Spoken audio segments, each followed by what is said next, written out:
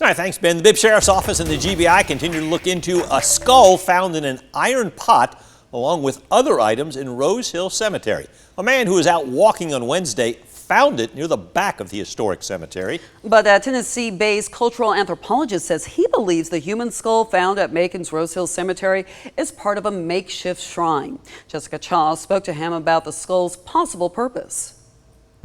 Many things are left at Rose Hill Cemetery.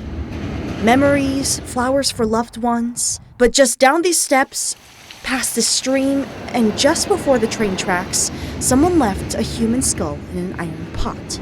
Now, the human remains were found in that black little pot just beyond the Bond Monument, which sits in the Holly Ridge section of Rose Hill Cemetery. Now, no one would talk to me on camera, but I did talk to folks who frequent Rose Hill who say that they think rituals happen here often, and that things are left behind like this candle.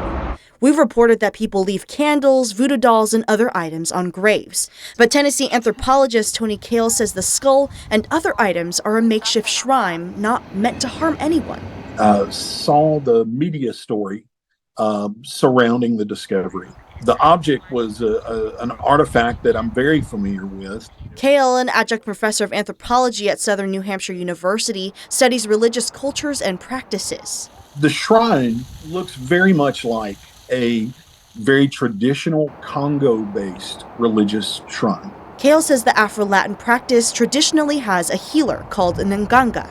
And so the vessel that we're looking at is known as the nganga, contains spirits of nature, contains spirits of ancestors. He says they often involve a cauldron, bones, tree branches, or materials like chains or train spikes that honor certain spirits. Even though this is, to many people, very unconventional, it's a very traditional practice. It does not involve violence toward people. It is, again, honoring those spirits. In Macon, Jessica Cha, 13 WMAZ News.